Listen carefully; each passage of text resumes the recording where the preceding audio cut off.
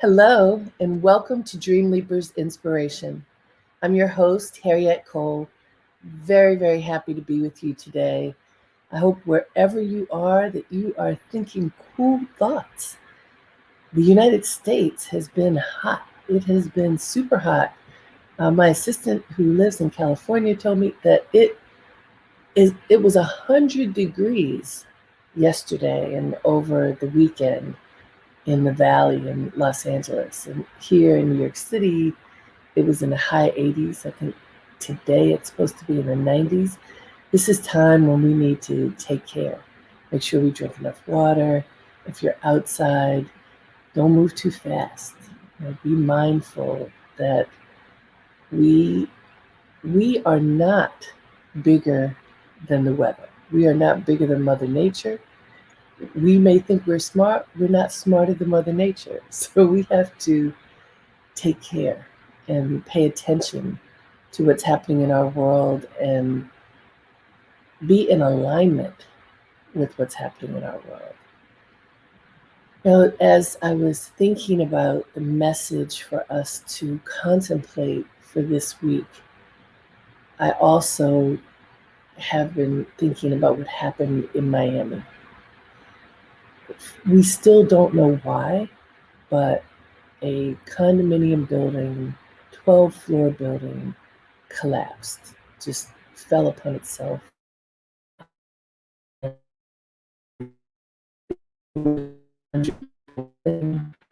Happened in the middle of the night when most people were in their beds sleeping.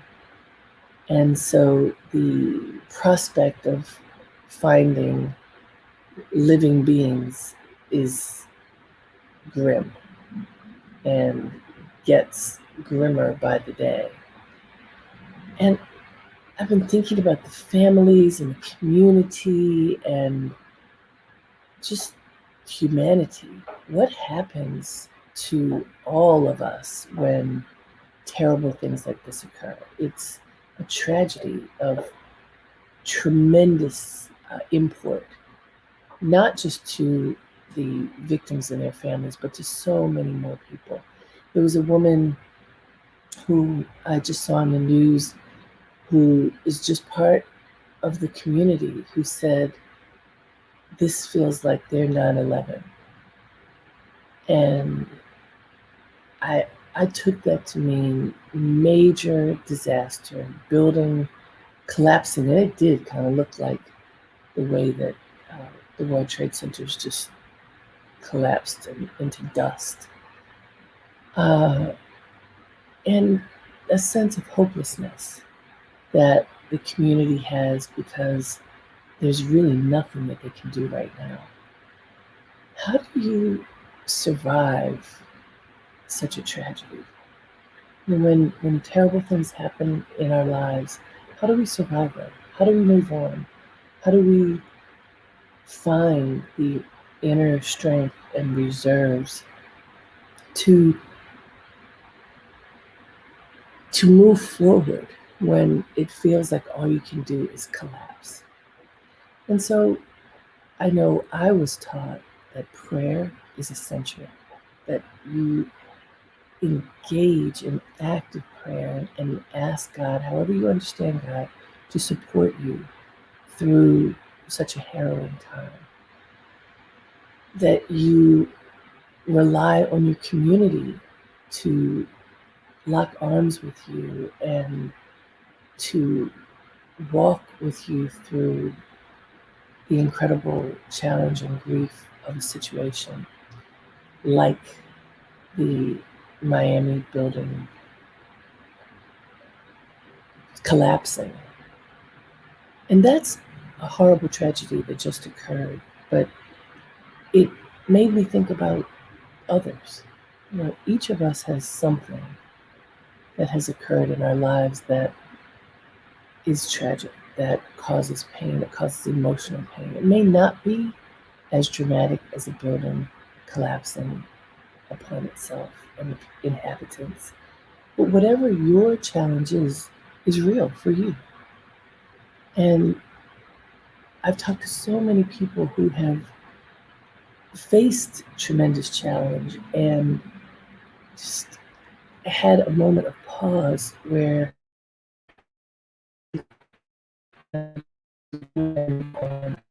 whatever the challenge is for me is so incredible. I don't know how I can move on.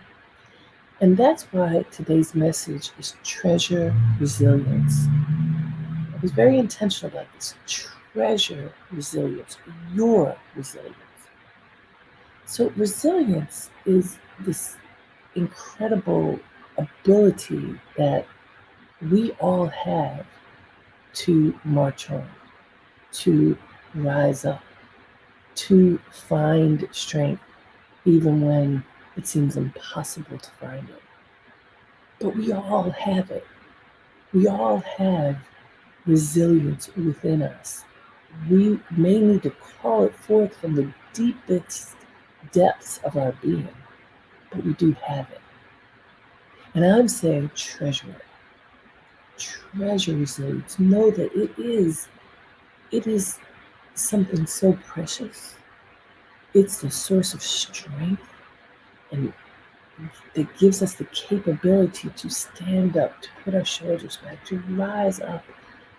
Sometimes it can feel like rising out of the ashes, to march on, to move forward. Resilience. We should never take it for granted. Never. Because we do have it. Each one of us has it. But sometimes we don't realize we do. Sometimes it feels like we have nothing. We are collapsed. We are wilted. There's no inner strength that we can draw upon. Sometimes we feel like that. Sometimes the heartbreak, the fatigue can be so incredible that resilience seems to be something somebody else has rather than us.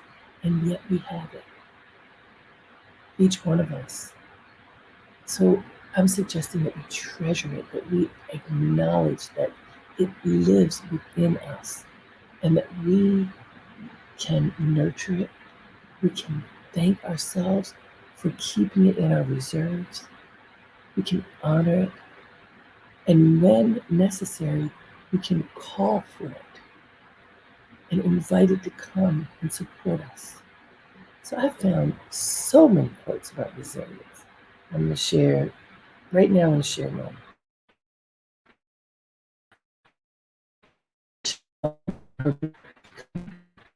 It's very simple. She said, grief and resilience live together. Grief and resilience live together. Think about that.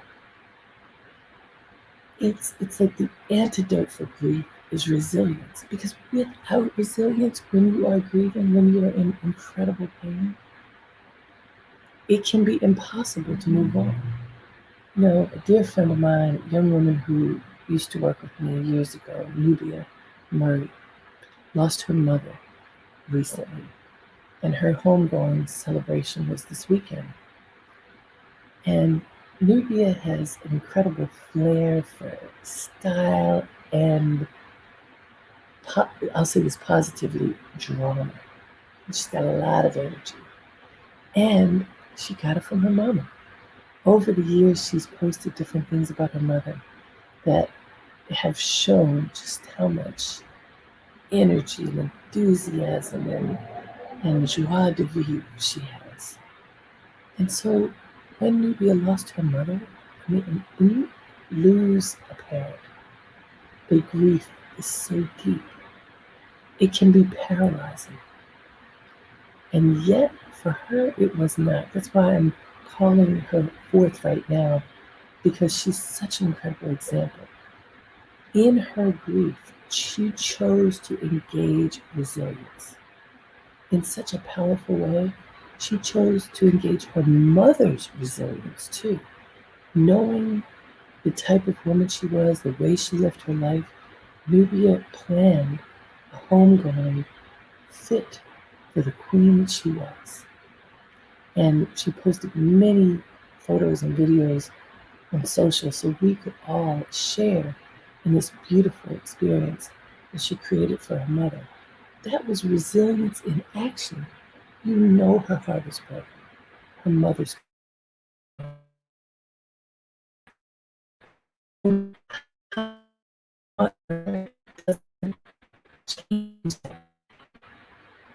bond has shifted. It's not gone because love never goes, but that physical bond is no longer because her mother's gone. And yet, the resilience, the fortitude, the focus that Nubia had is evident in all of the wonderful celebrations that she planned for her mother. So Michelle Obama said, grief and resilience live together. Without resilience, grief can just take you down. And then you go too. And that has happened to people. That has happened to people who have not been able to survive the pain of loss. Sometimes it's loss in death, sometimes it's loss in work, sometimes it's loss in a relationship. Whatever that might be, whatever that loss might be that causes you to grieve, engage resilience. Treasure the resilience within you and call it forth when you need it, because it's there. And if you think, oh, I don't have anything, I have nothing, I'm spent, there's nothing within me left in order to survive whatever this is. And I can imagine some of those families in Miami are feeling that right now. I have nothing. I have nothing left. I can't. And I want to say to you, you can. The human condition is so incredible. We are stronger than we could ever imagine. We just have to call it forth, treasure it, honor it, invite it to come forth when you need it.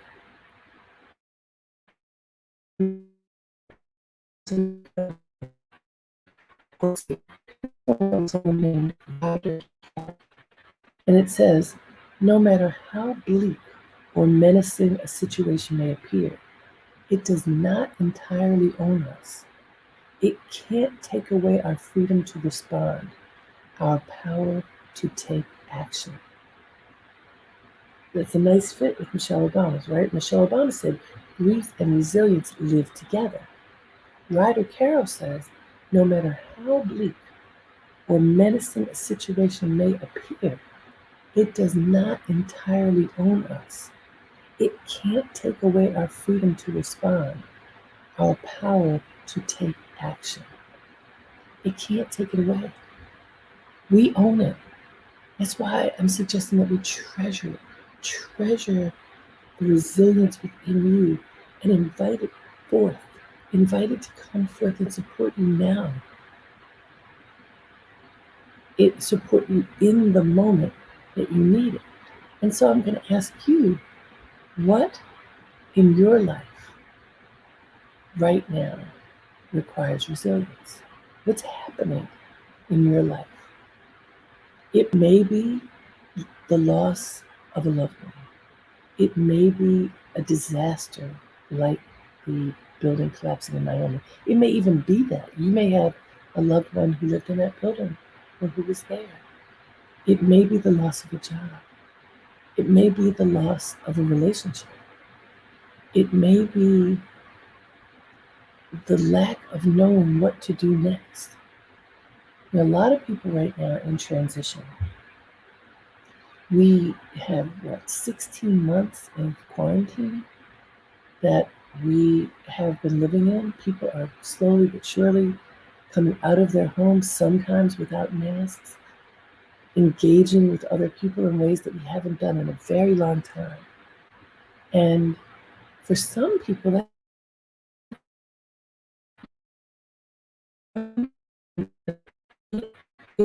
is cool, and leaving, re-entering life and society and being around people can be frightening.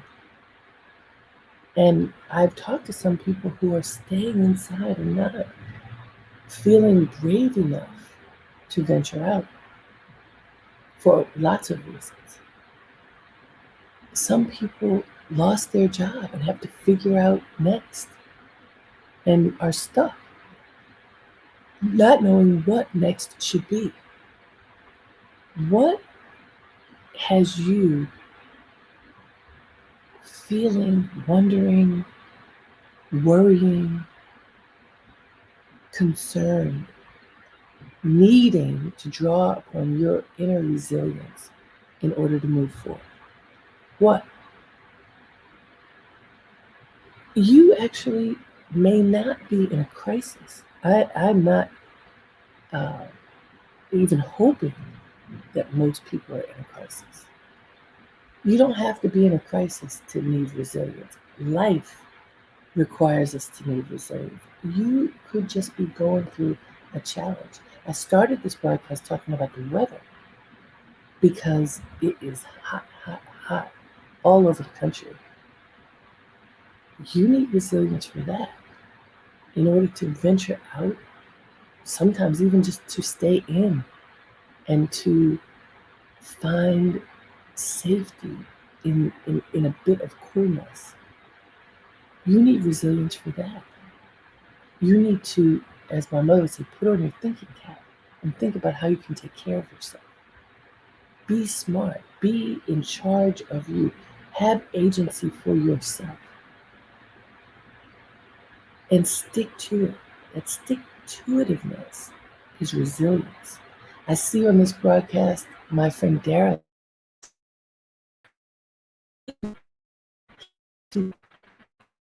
Now, I can tell you, this is a new experience for him. And a health scare woke him up and told him, if you want to be on this planet, you got to take care of yourself differently. And what I have witnessed about my friend Daryl is resilience. I am sure that he doesn't want to go to that gym every day. Everybody on this broadcast, do you want to exercise every day? Now I'm going to take it back because there are people who want to, but there are plenty more people who don't. But resilience and discipline get you to do it anyway until it becomes a part of you, a part of your daily schedule. My husband swims every day. And when the quarantine happened, the pool closed. For 14 months, the pool was closed. It's reopened. And now not as many people can go to the pool because of COVID restrictions. So he has to be online reserving a space at exactly 12:30. And if he's on there at 12:31, he doesn't get his space. But because it's so important to him, he is practicing resilience. Yes, I know I am having technical issues. I hope you all can hear me. I don't know what's going on with my Wi-Fi. I apologize for that. But I hope that mostly you can hear me. I want to say, observing Daryl, observing my husband, observing my friend Sekou, who he even started before COVID. Being committed is so incredibly important. It takes resilience in order to go for it day after day after day.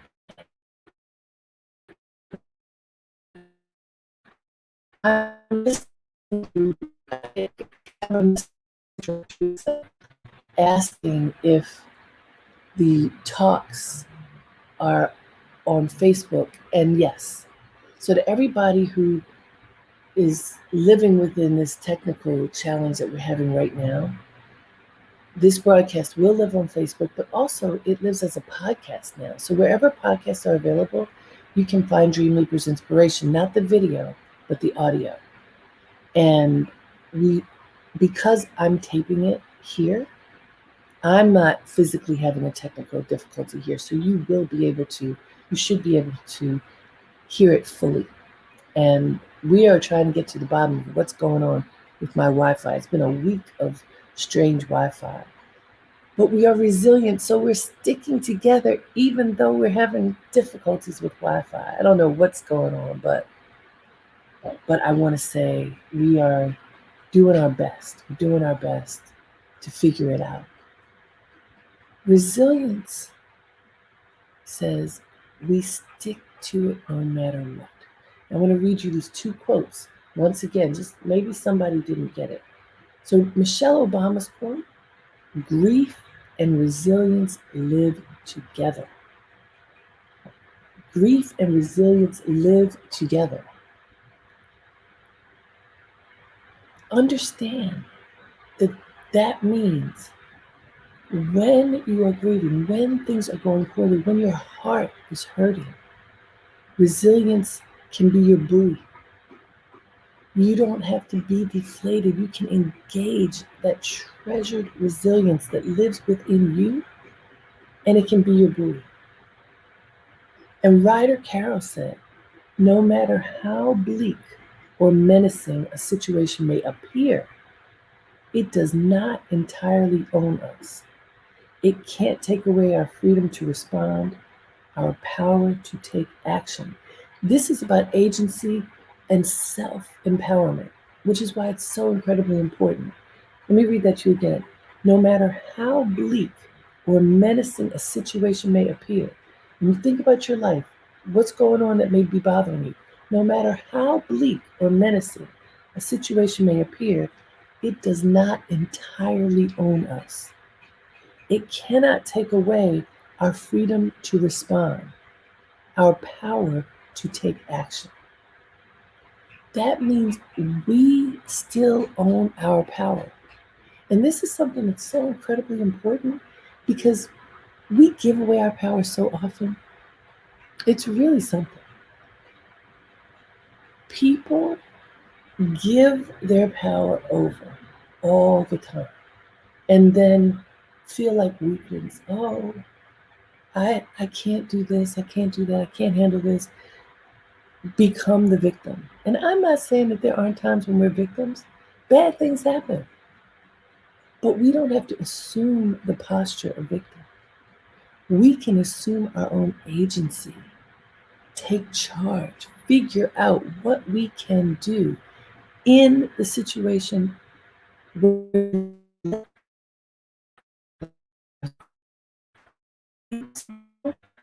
it can happen.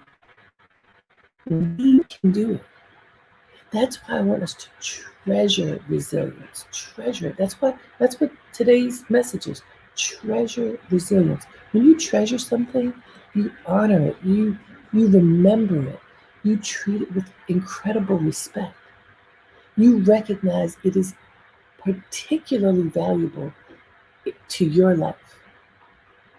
It has a special place in your awareness. It's a treasure. And then I'm saying use treasure as a verb. Treasure resilience. That's an action. Treasure it. Hold it close. Value it. When you do, you can engage it when you need it. If you are suffering, engage resilience. If you are weary, engage resilience. If you don't feel like doing what you know you need to do, engage resilience.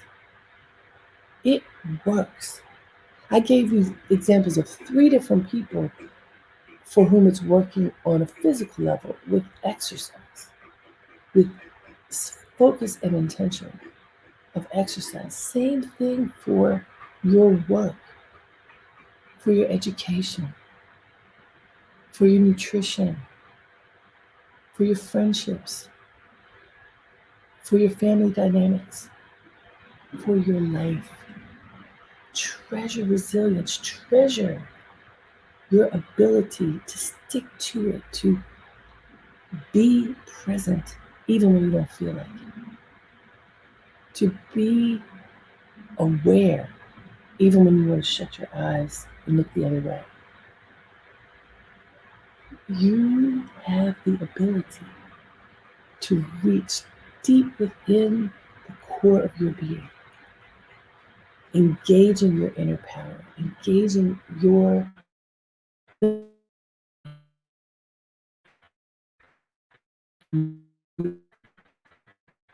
as one of us to recognize that no matter what your station in life, you have resilience within you.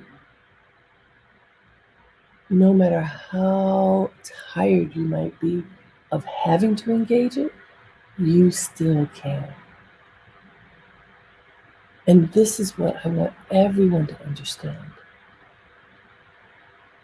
And so we do this broadcast, Dreamleapers Inspiration, every Monday at 9 a.m. Eastern. We spend about a half hour together. I usually give you an assignment, and my hope is that you will practice whatever the inspiration is that we unpack together. You can go back and look at it you can watch it on Facebook Live. You can listen to it, Dreamleapers Inspiration, wherever podcasts are available, it's there. You can share it with your friends via the podcast, and you can share on my Facebook page. You can write to me and to each other and talk about how you're feeling, how you're working through whatever that inspiration is.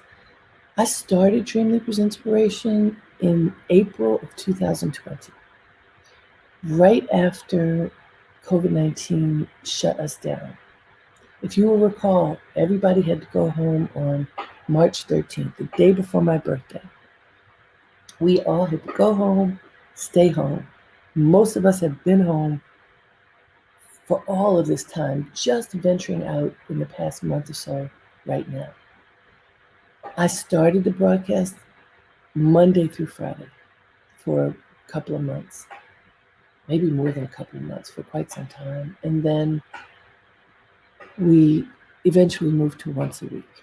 So we are on every Monday, and I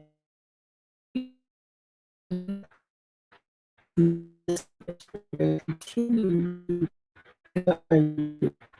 more deeply in your heart, in your life, and to figure out ways that you can be better aligned, mind, body, and spirit.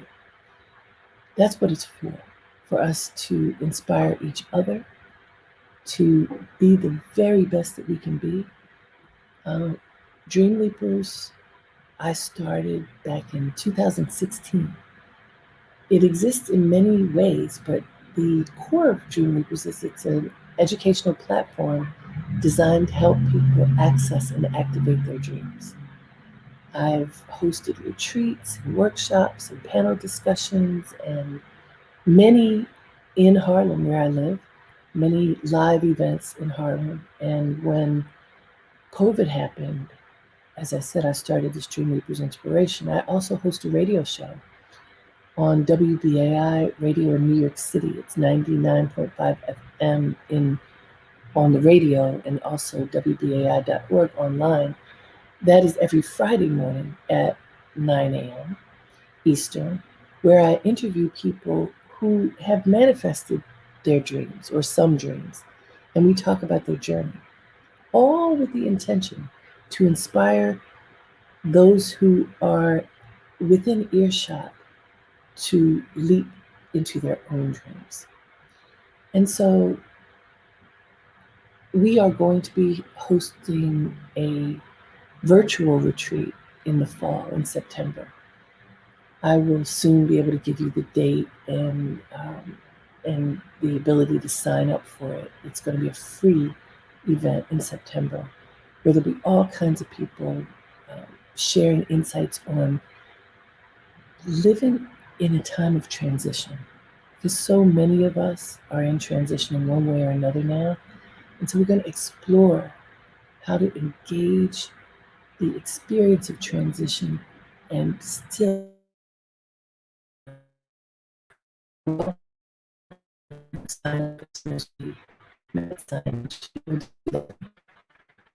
I really thank you for spending this time with me. Many of you have been with me since April of 2020. It's hard to believe it's been all this time. And we will continue to have these engagements every week Feel free to share what comes up for you, what inspiration comes up for you as a result of participating. I've heard from many people over this period, and it certainly warms my soul to know that these moments that are so precious to me are also precious to you. So remember, treasure resilience. Treasure resilience, your resilience. It will help you to stay the course, to stay on your path, to be strong no matter what is happening, to extract joy in every experience, especially the tough ones. Treasure resilience. Until next time, have a great day and make it count. Namaste.